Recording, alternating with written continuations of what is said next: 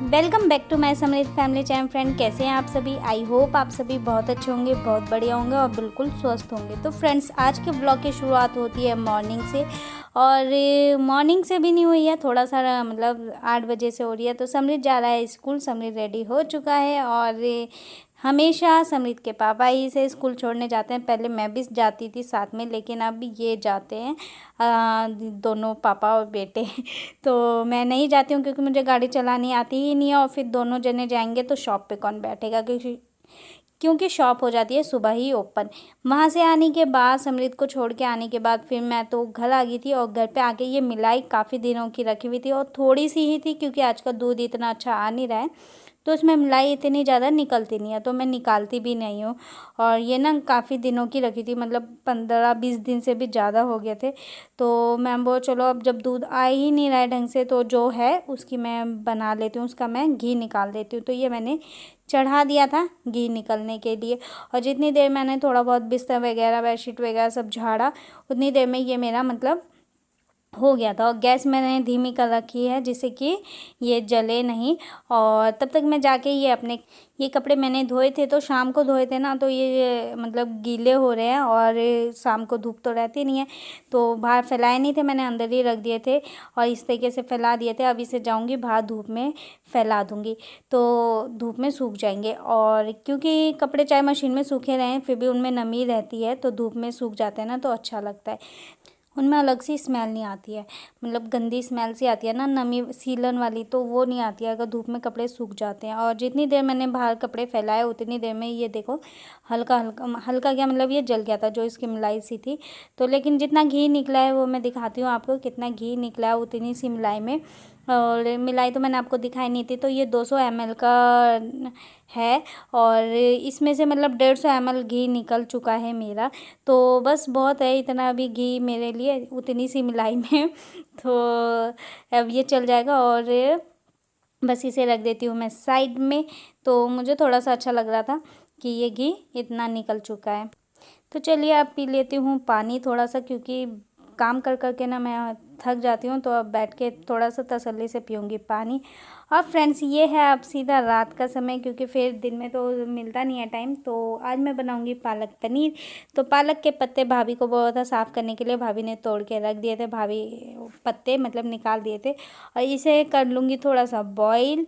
पहले तो अच्छे से वॉश कर लिया कि इसमें धूल जो मिट्टी लगी होती है वो ना रहे।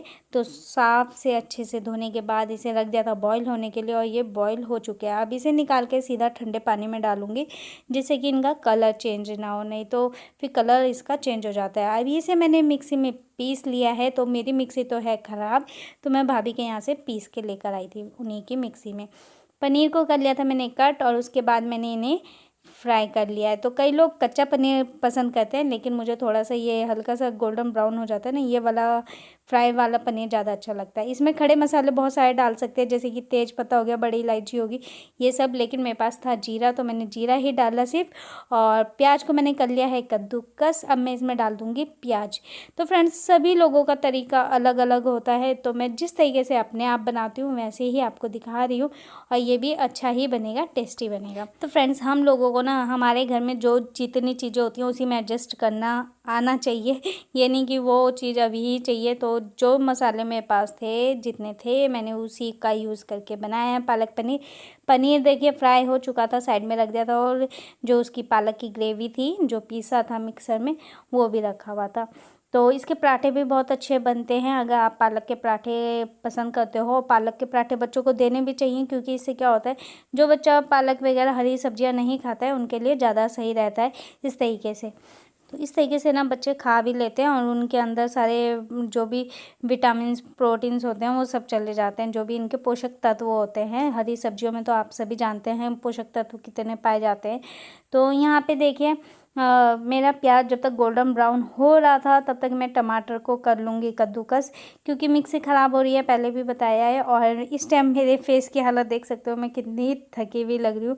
दिन भर ना मतलब इन 2 घड़ी आराम करने को नहीं मिलता है, तो शाम होते होते ना जो बैटरी होती है वो लो हो जाती है, मतलब ये तो मैं कमेंट्री में कह रही हूँ, लेकिन थकान हो जाती है बहुत ज़्यादा शाम होते होते। और रात के 12 बजे से पहले तो लेटने को मिलता भी नहीं है, क्योंकि खाना बनाने के बाद फिर समृद्ध को पढ़ाना भी रहता है और उसका भी होमवर्क वगैरह सब चीज़ें देखनी होती हैं और बहुत चीज़ें होती हैं घर में, और सभी करते हैं, मैं स्पेशल नहीं हूँ, सभी लड़कियाँ जितनी हाउसवाइफ हैं सभी करते हैं। तो यहाँ पे मेरे टमाटर भी हो गए हैं कद्दूकस, तो इन्हें भी रख लिया मैंने एक साइड में। और इसमें आप अदरक और लहसुन का जो पेस्ट होता है वो डाल सकते हैं, हरी मिर्च का पेस्ट भी डाल सकते हैं, लेकिन मैं बहुत मतलब ज़्यादा चीज़ें नहीं डाल रही हूँ, बस प्याज और टमाटर ही डाल रही हूँ। और लहसुन का इसमें जो टेस्ट होता है ना वो भी बहुत अच्छा आता है।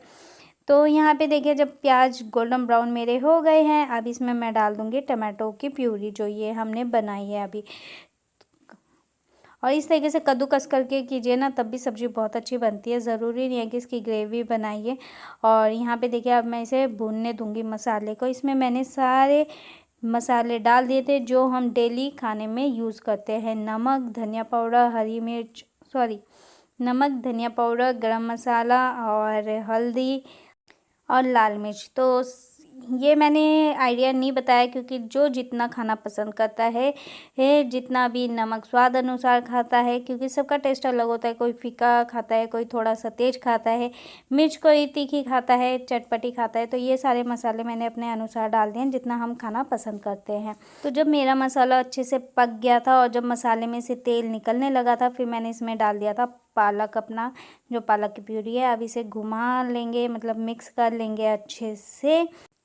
तो फ्रेंड्स जिसमें मतलब मैंने पालक की प्यूरी रखी थी उसमें थोड़ा सा मैंने पानी लिया है और इसमें डाल दिया है, और अब इसे मैं थोड़ा सा पकने के लिए रख दूँगी। और इसमें जो पनीर के क्यूब्स हैं वो मैं बाद में डालूँगी, क्योंकि अभी मतलब इसे पालक को थोड़ा सा पकने दूंगी, और उसके बाद जब ये मसाले में अच्छे से मिक्स हो जाएगा और सारा टेस्ट इसमें हो जाएगा पालक में, तब डालूंगी पनीर। तो फ्रेंड्स सबके तरीके अपने अलग अलग होते हैं हर चीज़ बनाने के, तो मेरा तरीका तो यही है। पहले जैसे कि मतलब मैं बहुत सिंपल तरीके से हर चीज़ बनाती हूँ, कोशिश करती हूँ बहुत सिंपल हो। और होता क्या है कि पहले जब मैं स्पेशल कुछ ऐसे बनाने के लिए अपनी रेसिपी, मतलब घर में कुछ स्पेशल बनाना होता था और मैं रेसिपी सर्च करती थी यूट्यूब पे, तो बहुत मतलब ये होता था कि ये चीज़ डालिए, ये चीज़ डालिए। तो मैं सोचती थी मतलब ऐसा हो ना कि वो चीज़ ना भी हो तो भी चल जाए। तो फिर मैंने इसलिए सिंपली तरीके से बनाती हूँ, क्योंकि कई बार होता है घरों में, हर जगह ही होता है, सबके साथ होता है कि कई चीज़ें ख़त्म हो जाती हैं, नहीं होती हैं, तो उसके बिना भी चीज़ें बन सकती हैं। ऐसा नहीं है कि वो चीज़ें होना ज़रूरी है। जैसे कि इसमें खूब आप खड़े मसाले डाल सकते थे, लौंग हो गया, काली मिर्च हो गया, थोड़ा थोड़ा सा, तो उससे भी बहुत अच्छा खड़े मसालों का टेस्ट बहुत अच्छा आता है। तो चलिए, वैसे तो यहाँ मैंने साइड में रख दिया है दाल जो कि दिन में बनाई थी गर्म होने के लिए। यहाँ मेरा पालक की प्यूरी अच्छे से पक गया। अब इसमें मैं डाल दूंगी पनीर के क्यूब्स जो कि मैंने फ्राई कर रखे हैं। तो ये हो नहीं रहा था, अब मैंने साइड में पहले कैमरा रख दिया क्योंकि उससे हो नहीं रहा था। और अब मैंने ये देखिए पनीर के क्यूब्स डाल दिया और इसे अभी मैं धीमी आंच पे थोड़ा सा 5 मिनट और पका लूँगी, तो इससे ये बहुत अच्छी हो जाएगी और इसका टेस्ट बहुत ही अच्छा था। और इसे आप चावल के साथ खा सकते हैं, रोटी के साथ खा सकते हैं, पराठे के साथ खा सकते हैं, पूड़ी के साथ खा सकते हैं। तो ये बहुत ही अच्छी लगती है पालक पनीर की सब्जी।